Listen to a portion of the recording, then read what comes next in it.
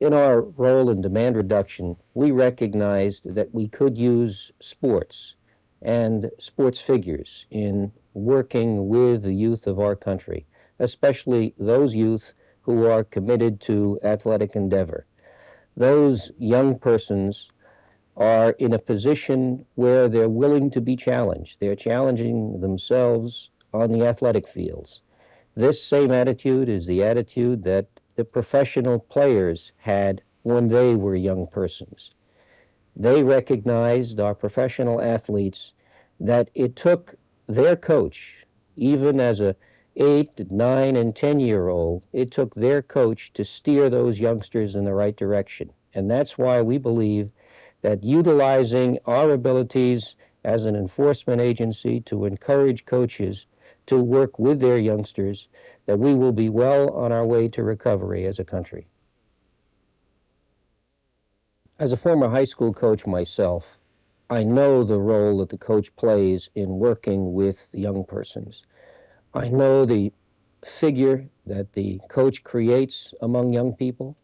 I know that young people relate to their coach not only as someone who can teach them a sport, but someone who can take life as a microcosm, and that is that individual who can teach youngsters that try as they might, they won't always win.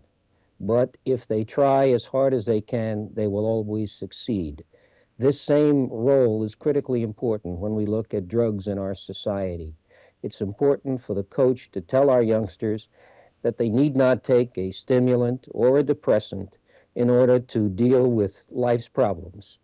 Sports teaches those youngsters that one can succeed with his or her own ability. The Special Agent for the Drug Enforcement Administration is just that. He is someone special. He is someone especially trained, especially equipped, with a special temperament needed to do the job at hand, and that is to reduce the supply and also the demand for drugs in the United States. In doing his job, the Special Agent for the Drug Enforcement Administration uses a number of tools. He uses the El Paso Intelligence Center. He uses the 400,000 pieces of intelligence that arrive at DEA headquarters on an annual basis. He uses the communication between our domestic offices and our foreign offices. He uses the facility for the exchange of information among the other agencies in government and among our foreign counterparts. All of these tools are used by the Special Agent, the most highly trained, the most highly skilled law enforcement officer in the world. The men and women of DEA are proud of who they are and of who they represent. It has been said that image is what we think of ourselves. Reputation is what others think of us. In establishing this permanent home, we can display to the world with pride who we are and who the world thinks we are. Thank you very much.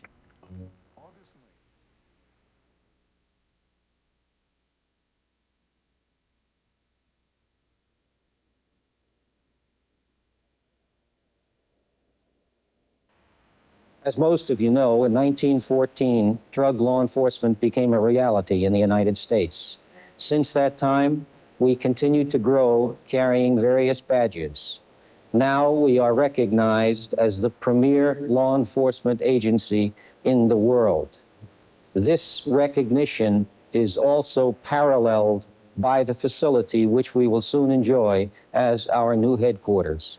Instead of our employees being housed in 5 or 6 facilities throughout Washington, D.C., we will now enjoy the benefit of a new facility which has been described as the best government facility in Washington.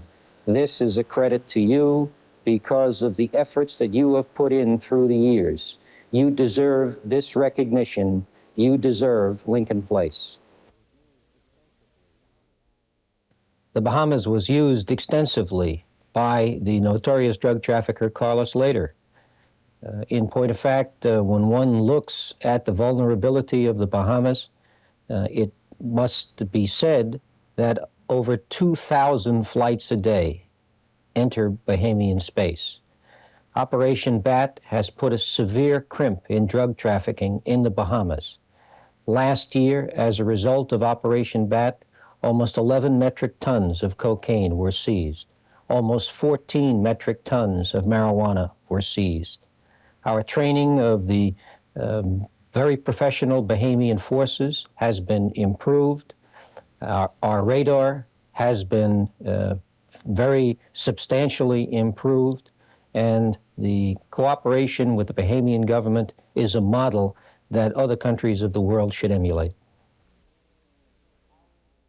User accountability is our initiative in order to tell the drug user that he or she will be held responsible and accountable for illicit drug use.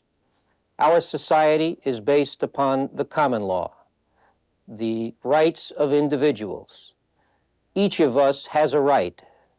Citizens do have a right to choose to violate the law, but then they must face the responsibility of punishment for their actions.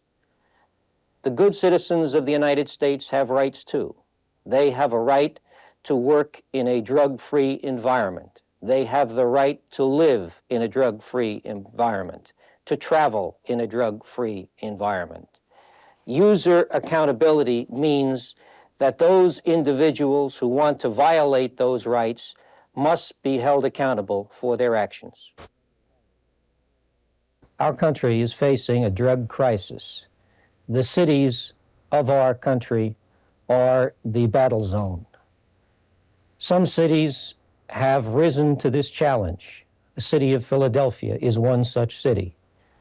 The Board of Education of the City of Philadelphia has recognized what we in the Drug Enforcement Administration have known for some time, and that is that supply reduction alone, law enforcement alone, cannot address this crisis we face. Efforts must be improved in demand reduction, in reducing the desire for drugs, specifically among our young Americans.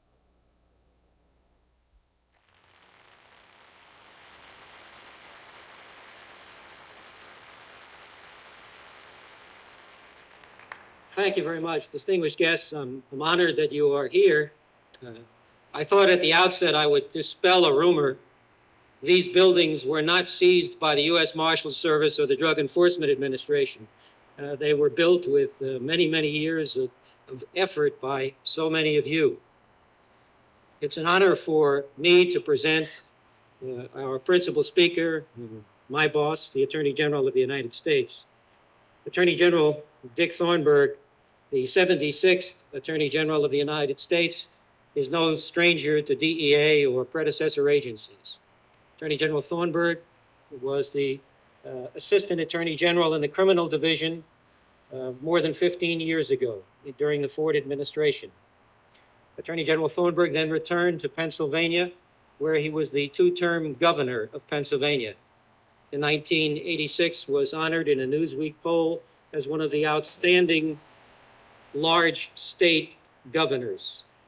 Attorney General Thornburgh, in his drug mission, has traveled to Latin America, has traveled to the source countries of Bolivia, Colombia, Peru, has made at least 3 trips to Western Europe, and will, in the very near term, begin a trip to the Soviet Union, all in dealing with this international menace we call drug abuse.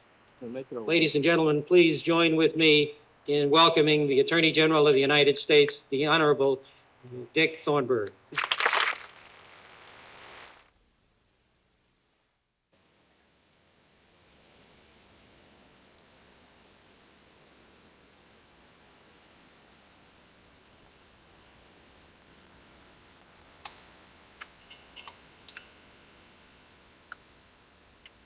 Good morning.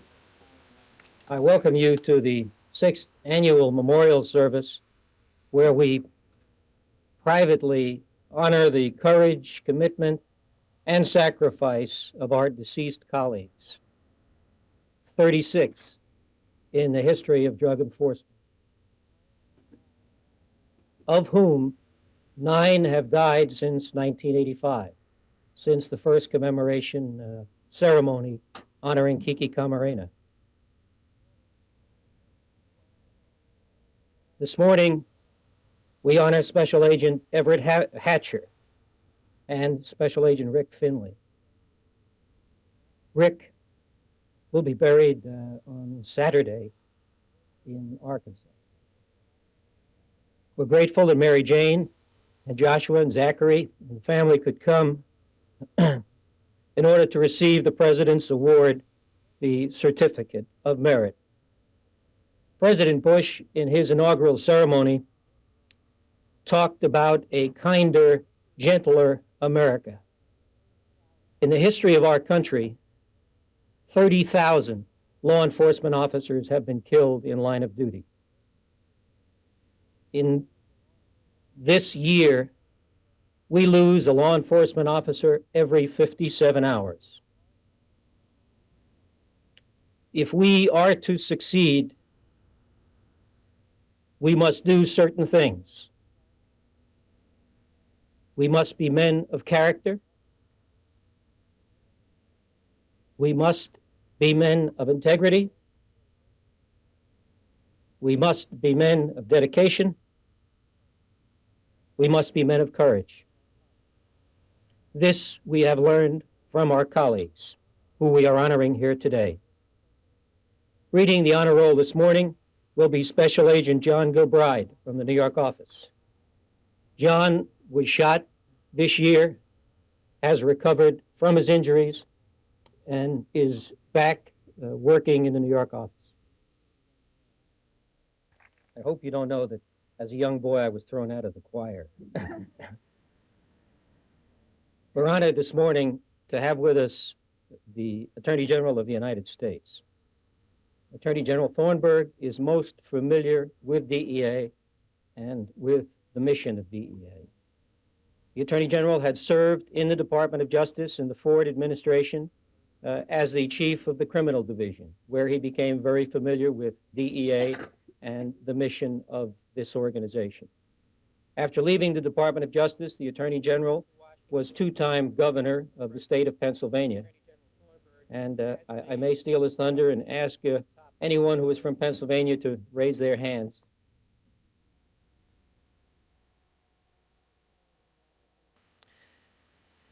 On his return to Washington at the request of the President, Attorney General Thornburgh has made the drug issue a top priority of his Department of Justice. Since his return to Washington, the Attorney General has made 3 trips to Europe, which are specifically drug missions. Was the person that the President designated to sign the United Nations Conference on Drugs, which was signed in Vienna in December of 1988, and then subsequently traveled to Peru, to Bolivia, to Colombia to see firsthand the scope of the cocaine problem. The Attorney General was most anxious to be with us this morning. Please join with me in welcoming to DEA again the Attorney General of the United States, Mr. Dick Thornburgh.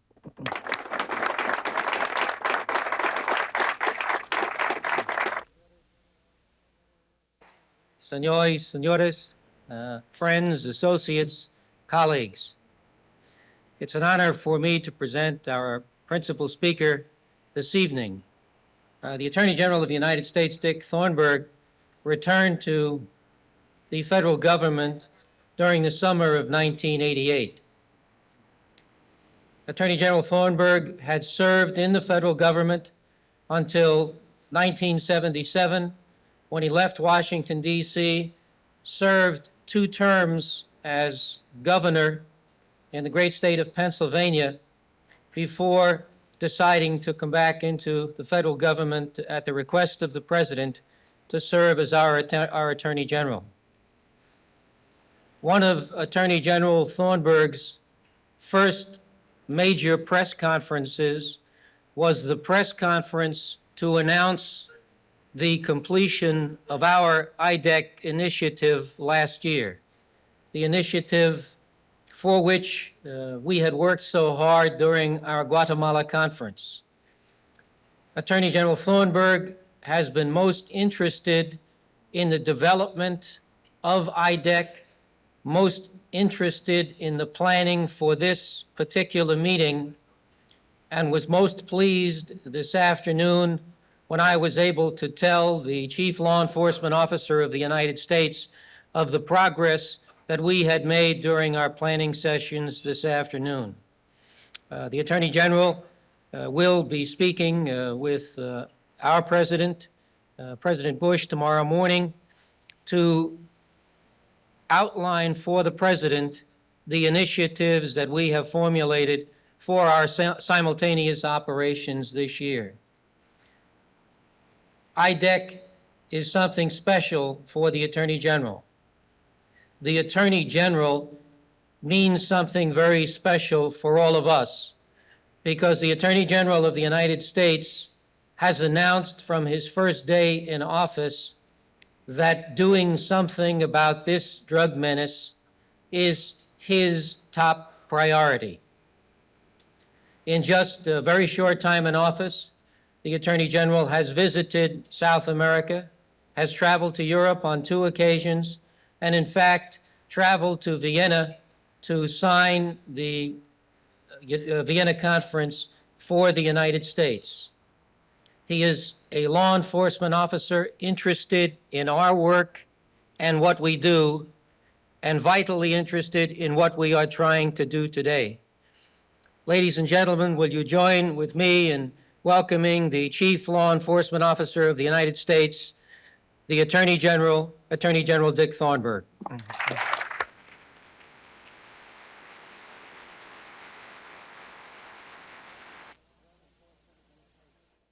I'm Jack Lawn of the Drug Enforcement Administration. It's an honor to be with marvelous Marvin Hagler and with Sugar Ray Leonard, 2 champions in and out of the ring. They've teamed up with DEA and with millions of Americans to fight drug abuse.